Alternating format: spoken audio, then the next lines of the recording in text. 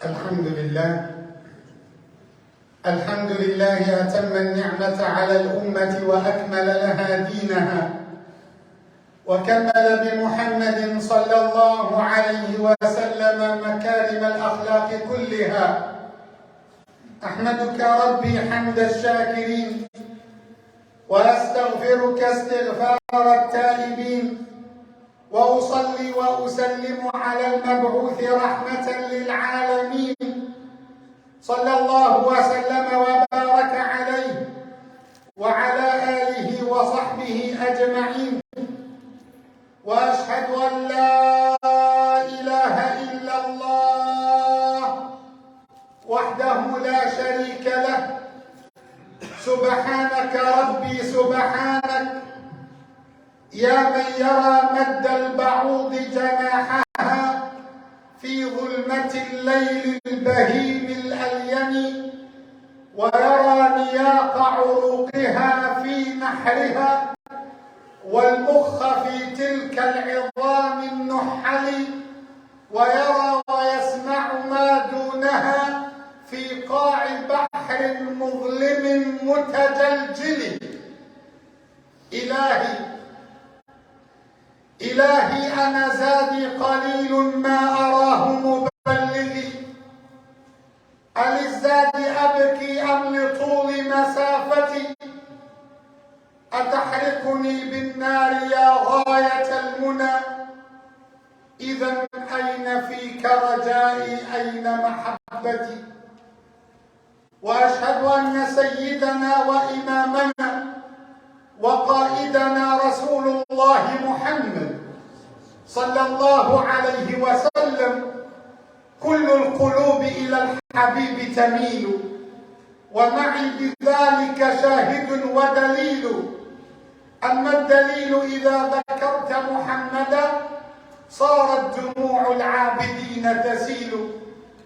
أغر عليه للنبوة خاتم من نور يلوح به ويشهد وضم الإله اسم النبي إلى اسمه إذا قال في الخمس المؤذن أشهد وشق له من اسمه ليجله فذو العرش محمود وهذا محمد.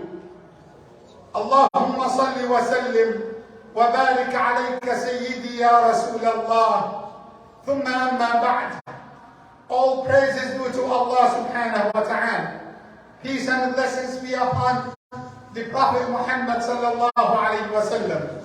We testify that there is no God worthy of our worship, our true love, our sincerity, our submission, except Allah. We testify that Muhammad sallallahu alayhi wa sallam is the final and the last of the messengers of Allah, who came with guidance, who came with the Quran, who fulfilled his mission, and who conveyed the amana that Allah had entrusted him to do.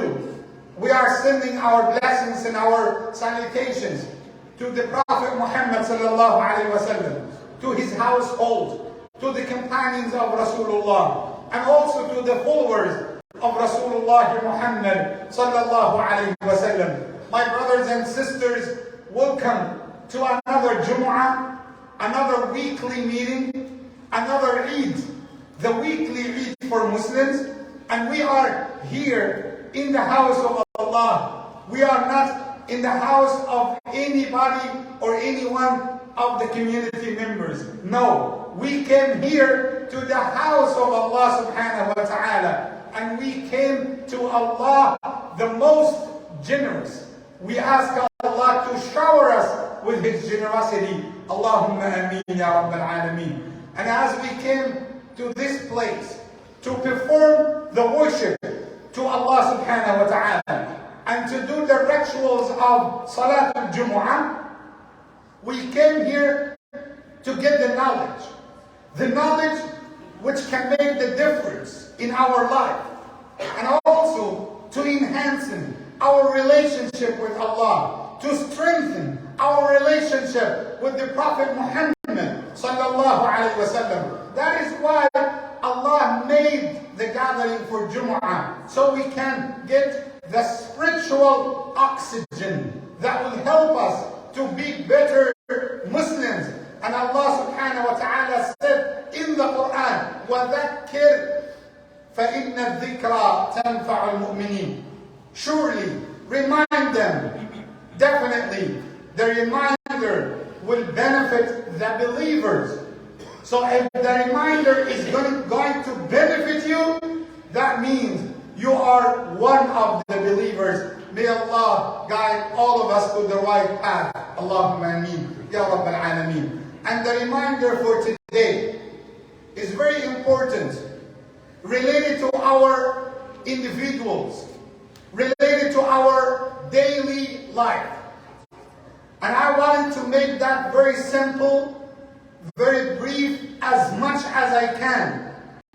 Because all what I need from you today, not to get distracted with anything, and to listen attentively, not only with your ears, but I want you to listen with your heart, to get the presence of your heart during the reminder. Because we will talk today about something Allah had forbidden upon Himself. Something that Allah had prohibited upon Himself. Allah said in the Qudsi Hadith, Ya ibadi, inni harramtu al-dhulma ala nafsi, وجعلته بينكم محرما فلا تظالموا. O my servants, I have forbidden oppression upon myself, and I made it forbidden amongst you. So do not oppress one another. Do not do wrongs towards one another. Do not commit injustice towards anyone. And let me tell you clearly, the average Muslim, his life, that he goes supposedly to Salatul Fajr, and after Salatul Fajr, he goes to work, then he comes back, keeping an eye on the prayer times, praying on time, eating halal food, taking care of his children, do not get involved in something haram, then he sleeps, and then the next day and he moves on and on and on and on. That is the minimum that the average Muslim can do. But there is something I want you to pay attention to keep in mind. You can do the obligations, you can perform your salah, but I need you to stay away from something. One thing. If you did it, your iman, your life in a good shape. If you didn't pay attention, you are in dangers. Your life, or your even hereafter, in a very high risk situation. Allah told us, do not oppress one another. Do not commit injustice towards one another. And let me tell you clearly, do not let anyone report you to Allah. Never let anybody complain you to Allah. Do not commit injustice towards people so they make dua against you. Instead of making dua to you, they will start making dua against you. And why I'm saying this? Because bearing the consequences of the dua of the oppressed, that is something you can never handle. Allah subhanahu wa ta'ala is talking about the dua of the oppressed person. If you oppressed somebody and he made the dua against you, his dua will be taken up to the clouds. Then it goes up to the heavens. Then it will penetrate the heavens. Then it will go from one heaven to another. Then it will go directly to the throne of Allah. And it will go around the throne, buzzing like bees. And Allah would tell the dua, be quiet. Keep calm. I swear by my majesty and my honor that I will give you victory even afterwards, even after some time. Means what? The worst thing that you can do in your day is to oppress somebody. And we can find through the daily activities, you might oppress your wife, or the wife might oppress her husband.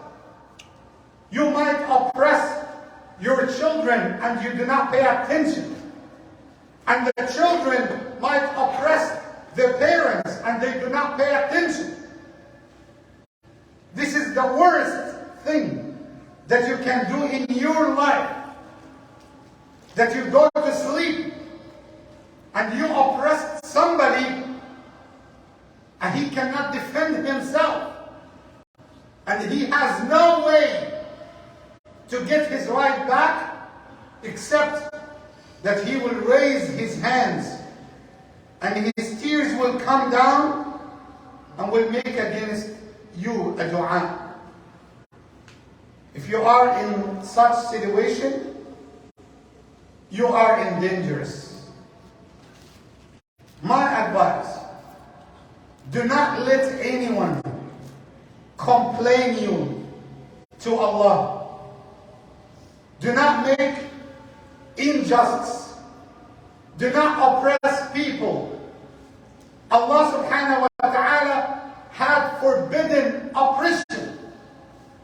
Even when you deal with people in money, do not be happy that you cheated people and you got their money and you say, okay, it is halal. Since we deal with non-Muslims, it will be haram.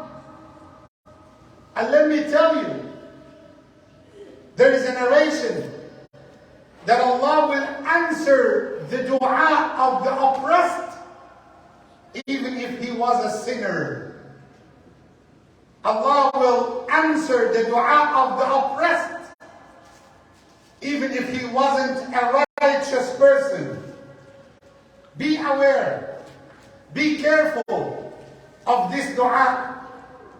Even if you oppressed somebody, go back. Go back in the dunya before you pay the price.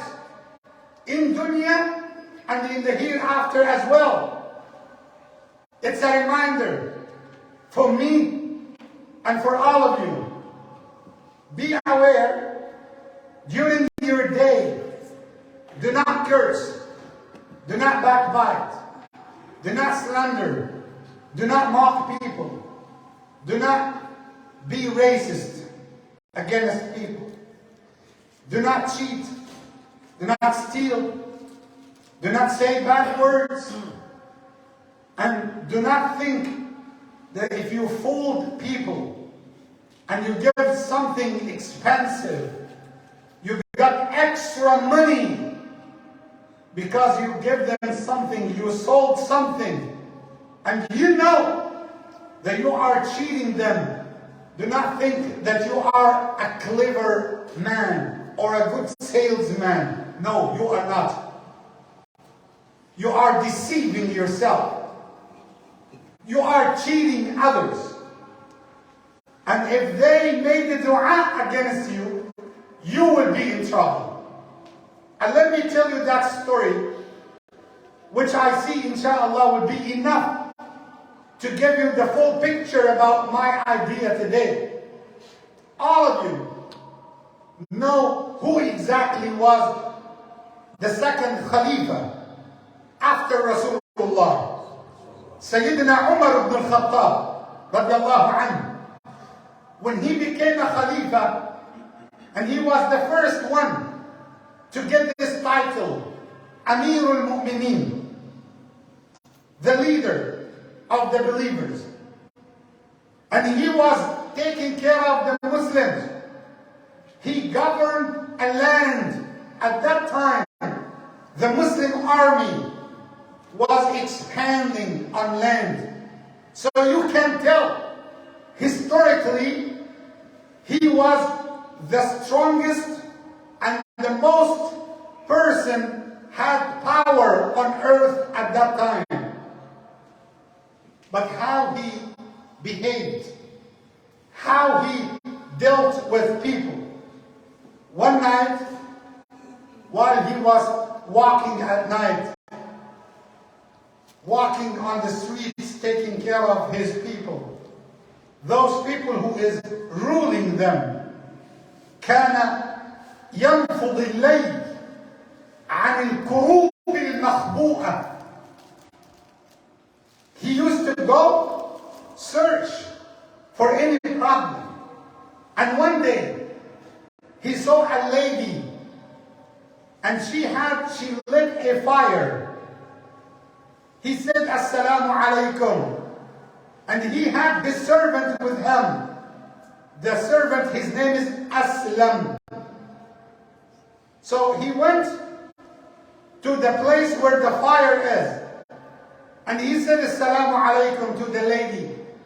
She responded, Wa alaikum assalam. He said, can I come close to talk to you? She said, if you're having good intention, you have something good in your personality, you are welcome. If you do not have something good, go away. He get close. And he said to her, why your babies are crying? She said, because they are hungry. He said, what are you cooking? He saw the kids, 3 kids, are crying. الأول يقول أماه إني أتضور جوعا والآخر يقول أماه ارحمي مني الضلوع والثالث يقول أماه هلا أحظى بلقمة قبل أن أموت صريعا. The 3 kids were crying, Mom, can I eat a piece of food before we die? We are starving. So he looked at their situation and he told her, so why you didn't talk with Umar? She didn't know that this man is Umar, the ruler. She didn't know. So he told her, why you didn't talk with Umar? She said, Allah fi Umar. I complain to Allah because of Umar. I complain Umar to Allah. He got shocked. He said, Wama adra? Who told Umar about your case? How can Umar know about your case? She said, how come he be in charge? He run the office. How come he rule us without taking care of us? Allah will ask him about me and my kids. So what did he make? So he took his servant to the house where the food pantry for the Muslims, to place it over his head. He said, would you carry my sins instead of me on the day of judgment? He said, no. He said, then put it over my shoulder. He went back to the family. He lit the fire. And he started to blow in the fire.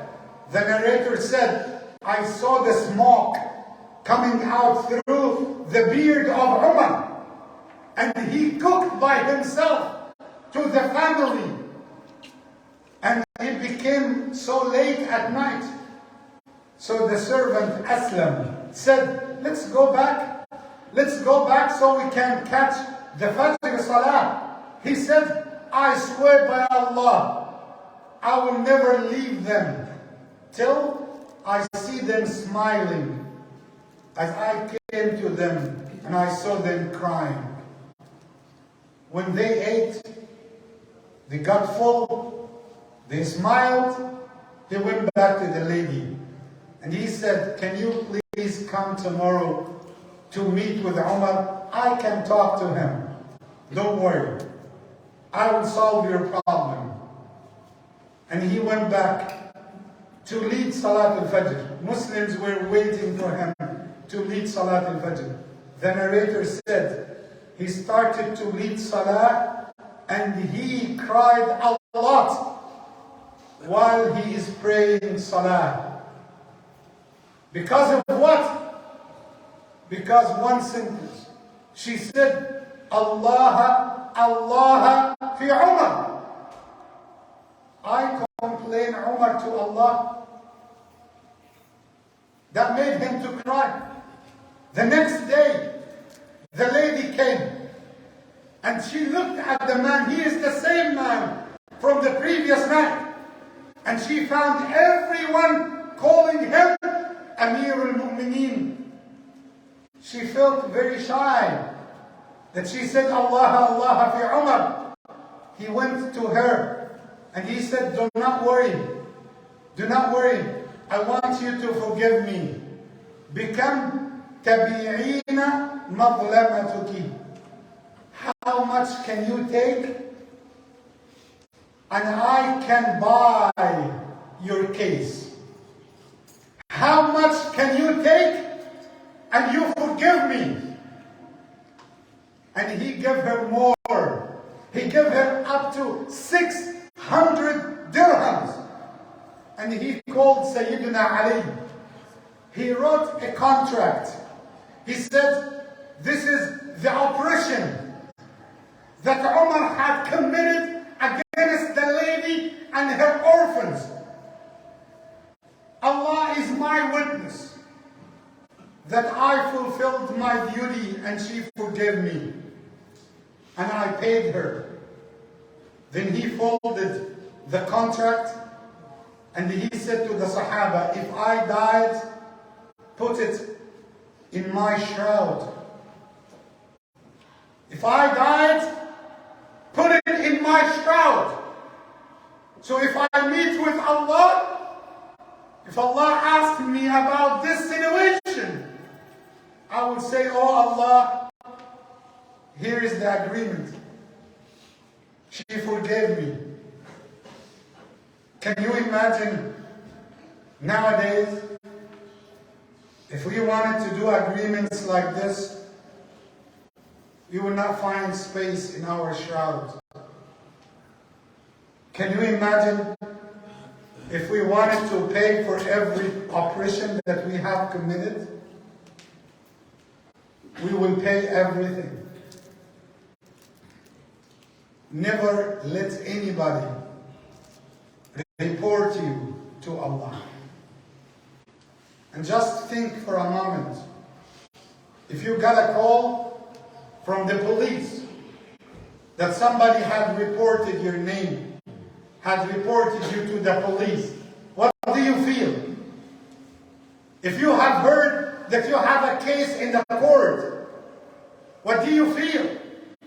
Some people couldn't sleep because a report went to the police officer. What about if a person had reported you to Allah? Pay attention. May Allah forgive us all. Stay away from oppression. Do not oppress your wife, no matter what. You have no excuse. Be that person who is generous. Be that person who has the good conduct. Do not oppress your husband. Even if he oppressed you, that will not make oppression halal. Do not oppress your children. I'm calling children. Do not oppress your parents. That is haram. Do not say even off to your parents. Be mindful of Allah. And watch. Be careful. When you meet with Allah, you will find everything is written in your records. May Allah forgive us all. Allahumma ameen. أقول قولي هذا وأستغفر الله.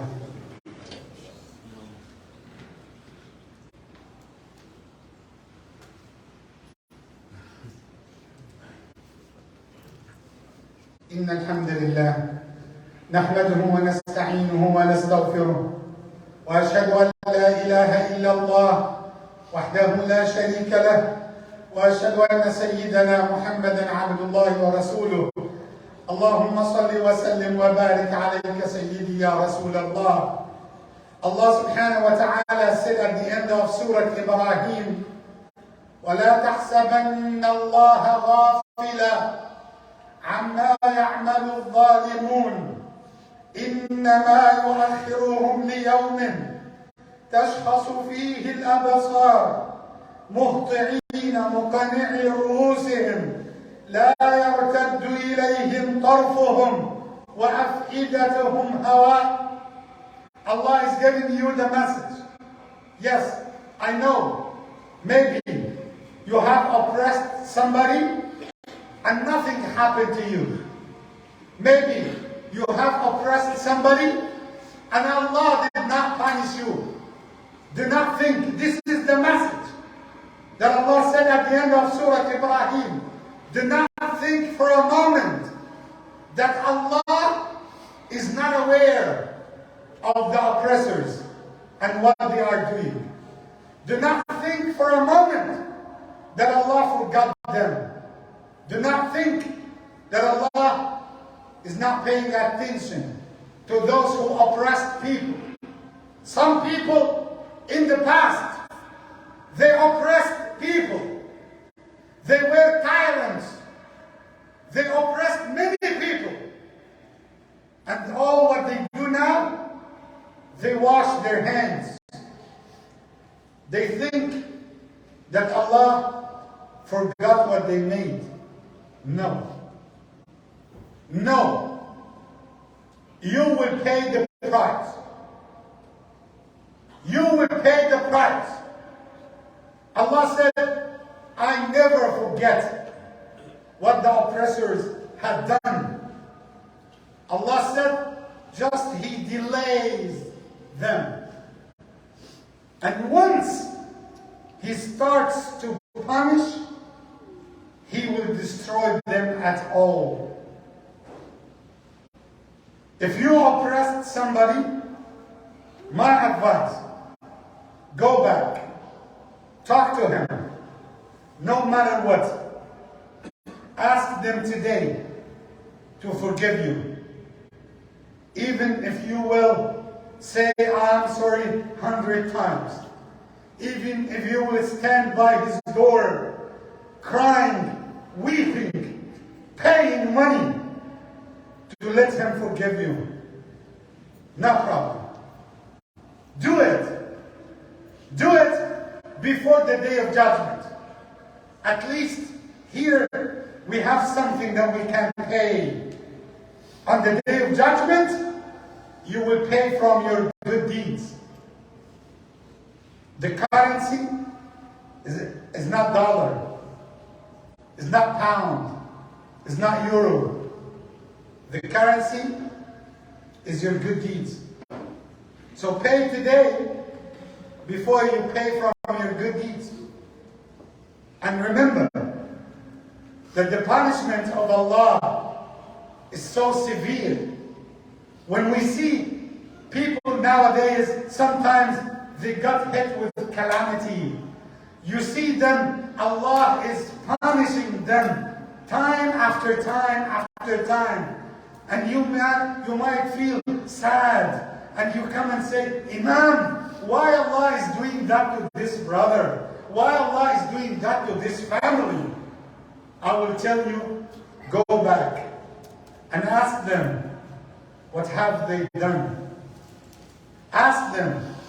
Ask this brother, when he was young, how many people did he oppress? How many people did he use his authority, his money, to show his arrogance, his sickness against people? Do not think that Allah might commit oppression towards somebody. Allah said, وَمَا ظَلَمْنَاهُمْ. We never oppressed them. So what? وَلَكِنْ كَانُوا أَنفُسَهُمْ يَظْلِمُونَ. They oppressed themselves. وَمَا رَبُّكَ بِظَلَّامٍ لِلْعَبِيدِ. Allah never commit oppression towards His servants. That is because what have they done? If you wanted sincere advice, go back and do like Sayyidina Umar ibn al-Khattab. And the worst thing that you can do in your day, to let somebody report you, complain you to Allah. If you had one day and you had somebody at night crying and make dua against you,